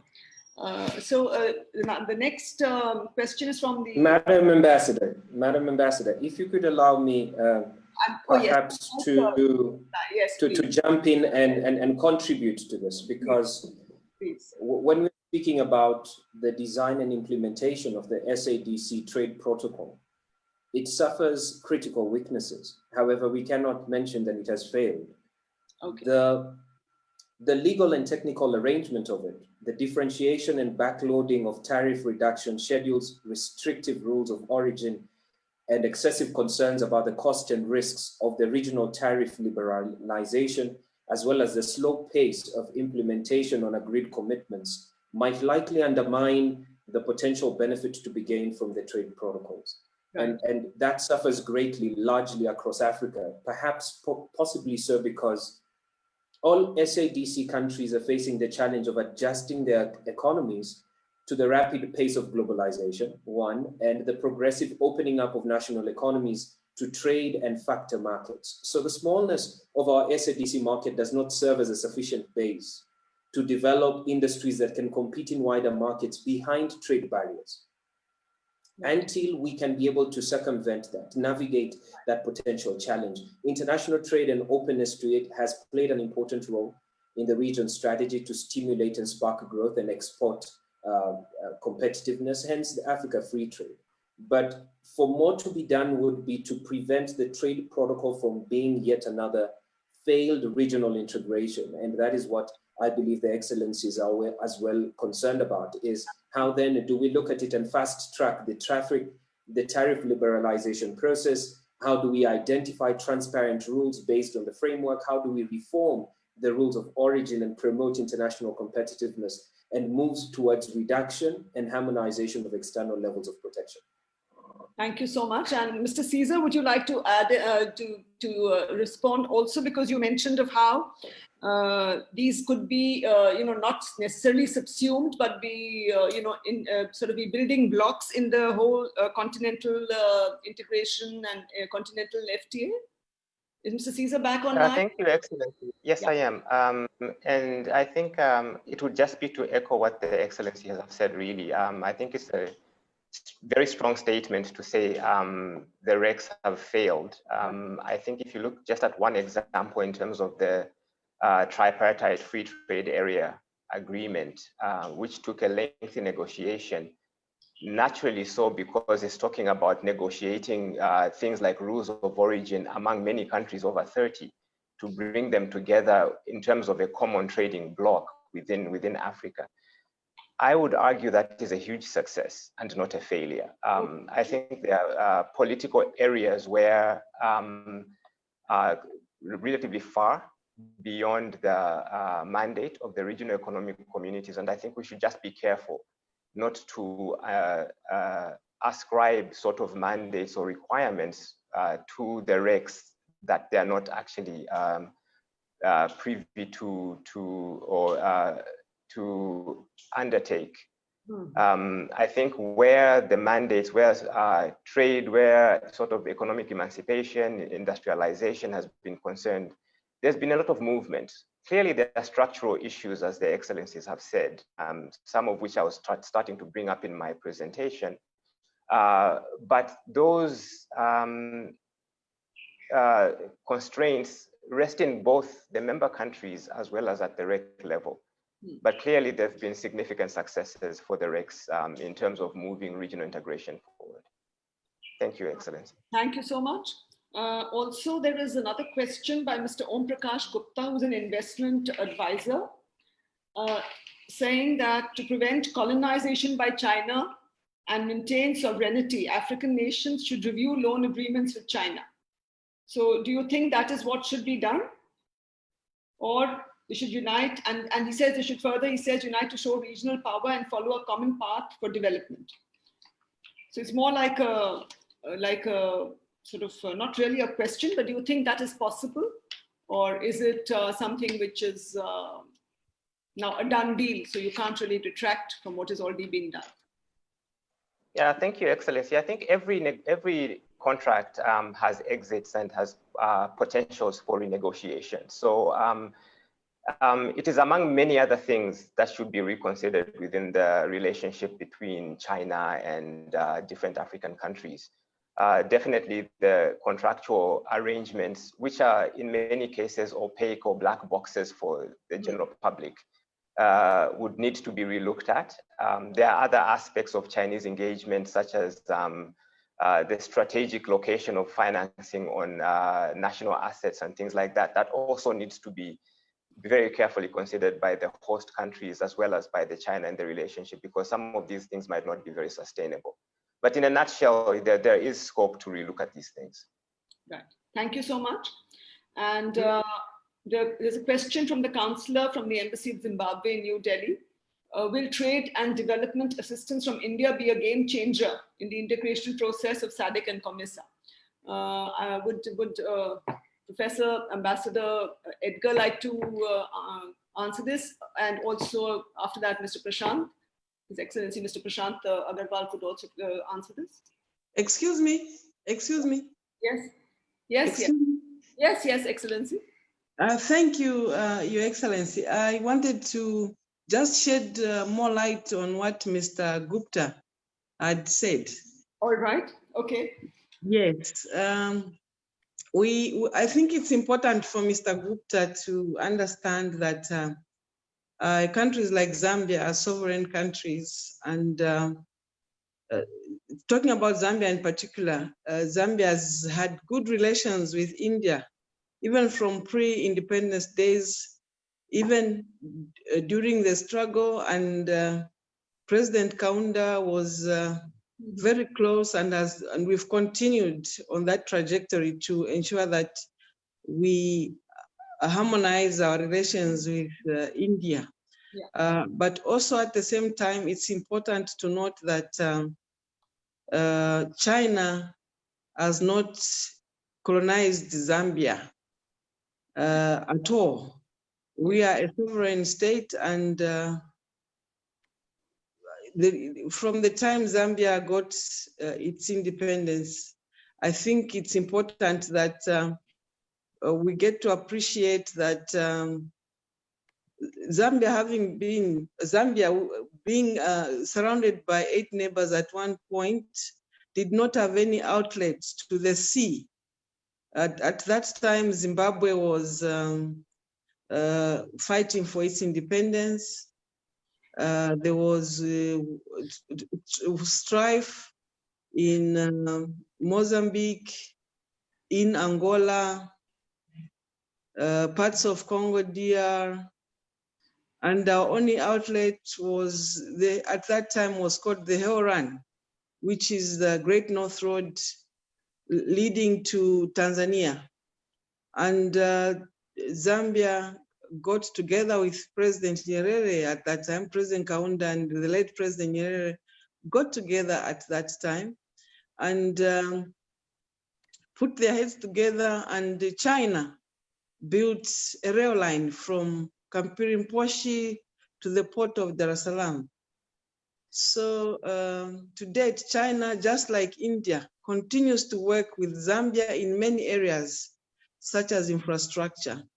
And I think it should be underscored that at one point, especially during the implementation of Make in India, I think India looked inwards to ensure that they got self-contained. And at that point, many African countries like Zambia looked to China for assistance. I think we need to emphasize that we value the relations we have with India, as well as the relations we have with China. And we do not have differences at all. And we don't remember of any differences. And because, especially when we don't understand the genesis. And it's important that as a sovereign state, people should remain true to their core to ensure that they remain true to their word, and core highlights of not to make enemies with anybody, not to inherit enemies, and to remain as harmonious as possible with all countries, with all big partners like China and India, and the greater part of the UK. And this is our standpoint as Zambia. Zambia, being a big brother in the SADC regions, remains having good relations with all countries, including India and China. Thank you very much. Thank you so much. I agree entirely with you. Every country has its own sovereign and equal relations with each country, and it is its sovereign decision to have good bilateral relations. It is in its interest to have good bilateral relations, and I think every country should pursue that path, but it should not be at the cost of relations with another country. That is the only thing that all of us, all sovereign countries, need to be sure about. But of course, it is important that we have relations with every country, which will be beneficial for our people, for our country. So I think you are absolutely right that it will not be at the cost of India. And neither will Zambia's relations or Africa's relations with India be at with China be at the cost of India, or vice versa. I think that is what every country is, aiming, and will see where its own interests lie. Thank you so much, Excellency. And would you like to respond, Professor Ambassador Edgar, to my earlier question that will trade and development assistance from India be a game changer in the integration process of SADC and COMESA? And after that, if Mr. Prashant Agarwal would like to add his contribution, please. Most certainly, it will be a game changer. And if the narrative is to be followed correctly, there has been a major focus of Indian initiatives that have been, of course, channeled and propelled by the current Prime Minister, Modi, since he started his first visit into Africa. And various and significant agreements have been entered to in terms of healthcare, in terms of pharmaceuticals, in terms of energy. But to sum it all, there's so much more in terms of beneficial measures that have to be kept in mind.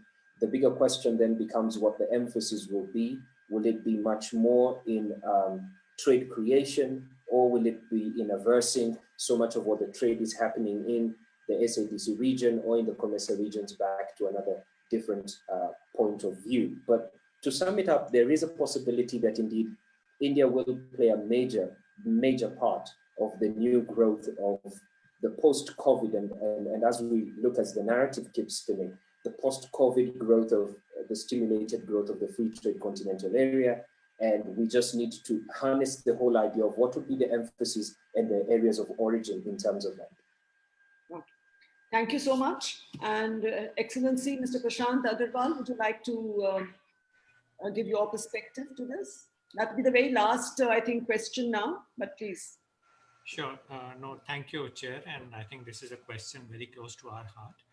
Now, I firmly believe that I think sky is the limit when it comes to such partnerships. And very quickly, first to mention about the development partnerships. So as I mentioned, that these partnerships are completely need-driven and as per the national priorities of our partner countries. So I think that's a very different model that India has followed. And obviously, when we look to government partnerships, development partnerships had three elements. One is, of course, our training and capacity building programs, then our grant projects, and then our lines of credit. And I think on all three, we have always held steadfast that belief that, this has to be as per the priorities of the respective governments. But even as we look at, other sort of spheres, and obviously there are so many other stakeholders in these vibrant partnerships. And let me just give you one small example. I highlighted some of the areas, agriculture, irrigation, renewable energy, and so on. Just close to the town of 𝐬𝐮𝐬𝐫𝐞, in the middle of, desert. It's the great Namib desert in all glory. There is a very strong partnership between a local company and Indian company. And in the middle of desert, they have set up greenhouses, they're growing orchids, they're growing fruits, they're growing vegetables, all locally for local consumption. And I think that's just one small example that, you look at the needs of, our African partner countries, and you look at the capacities that we have in India, and we try to do that matchmaking. And obviously, in that we have to be, speaking from an Indian perspective, we should only be guided by our capacities and our expertise, pick areas of priorities accordingly, and then do that matchmaking. And that is something, as far as the embassies and high commissions are concerned, and I'm sure I'm speaking for all my colleagues as well, this remains our highest priority. And I think in a post-COVID-19 world, there will be a renewed focus and attention to bringing and building these bridges more and more. So I would completely agree. Thank you so much. And I would just like to inform you, Ambassador, that there are two questions for you of how things can be, there are two companies wanting to invest and to increase their investments and business in Namibia. So I think they should get in touch with you, or would you like to answer their questions briefly? No, very briefly to say that please do stay connected to us. We are facilitators, but, we like to think that we do that job rather well. So we would be very happy to put you in touch with your counterparts and both ways. But there was another question, if I can just take a few seconds to respond as to how Namibia has led the SADC integration process. And obviously, as I mentioned in the SADC India PTA talks, Namibia is the coordinator and they're spearheading that effort. But my advice to entrepreneurs would be think regional and act local. So, when you are preparing your business plans, if you look at only one country or one geography, it would be a completely different thing if you look at the region as a whole. So my mantra to them would be think regional, act local. Thank you. Thank you so much. And there is one question which is from one Ms. Brenda Ramokopopelba. She is Vice President, Transdisciplinary Agora for Future Discussions in South Africa. So I don't know who would like to take this up, but we've had so many discussions in this area and we continue to do so. When and how do we turn all these ideas into actions, and what do we need to enable this? So a quick, I think, one sentence from each of the panelists. I think that would be a good conclusion to this. So a quick thing of how we can implement and enable all these ideas and put them into action. You can begin with you, Excellency, Mr. Prashant. How to put it? Yeah, my sense is that these are not merely ideas. As we speak, I think we are implementing them on the ground. So I welcome everyone to join that process. All right, great. Professor Edgar?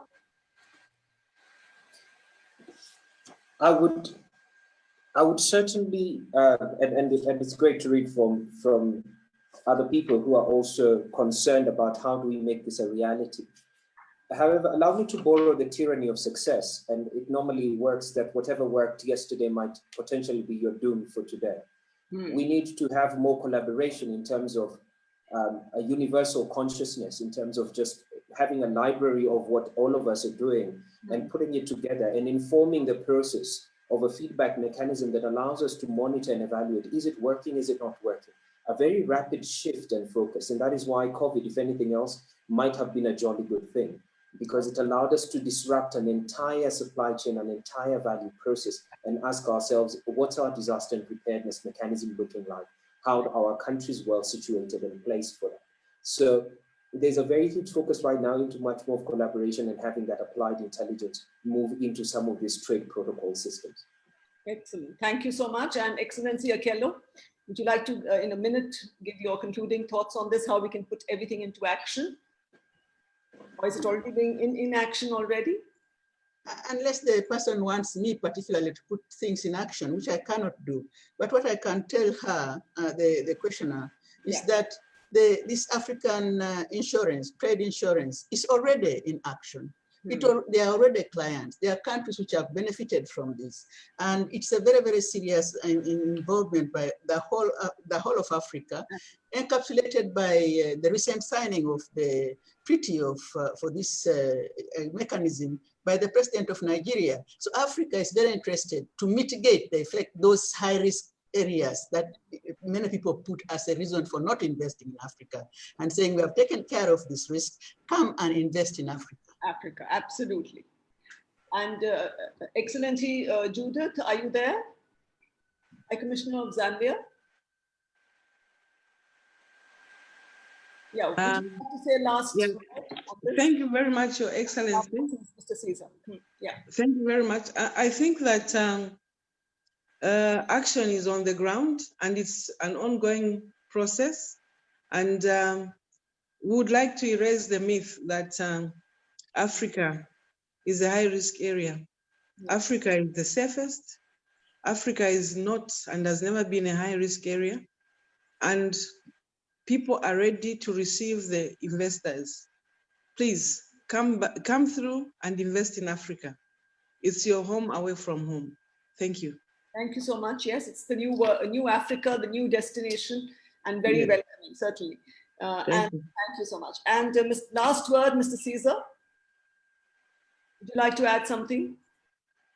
Thank you, Excellency. Just a quick one that I think is just adding to what the Excellencies have already said again. It's thinking about not putting ideas into action, but additionality. extending the ideas and improving upon them. I think the ideas are already in motion, and the idea is to see where to improve, particularly when thinking about investing in people. I think that's one of the areas where there are significant gaps in Africa. Improving the stock of human resource through education, through skills development, through entrepreneurial engagement across borders and things like this. The list could go on about the steps that would be required, but in a nutshell is thinking about how do we invest in people so that these people start to drive their ideas more vigorously. Thank you, Excellency. Thank you so much. Thank you. With this, we come to the end of our webinar. And now I just hand over the floor to Kanchi for her vote of thanks. Kanchi. So, thank you, Ambassador Seth. I can't actually believe it's already 4 p.m. The very engaging discussion. Thank you so much. Now it is my privilege to propose a vote of thanks on behalf of the diplomatist publisher, Ms. Linda Brady Hawke. I thank all of you for joining us today. To our esteemed speakers, Excellency Madam 𝐬𝐮𝐬𝐫𝐿, Excellency Mr. Prashant Agarwal, Excellency Madam Judith, Excellency Edgars, and Mr. Chilo, thank you for bringing your expertise and experience around the table and engaging all of us in such fruitful, constructive, and open exchanges. Thank you so much. I wish you all a good day. Thank you. Thank you, everyone. Namaskar. It was wonderful. Thank you.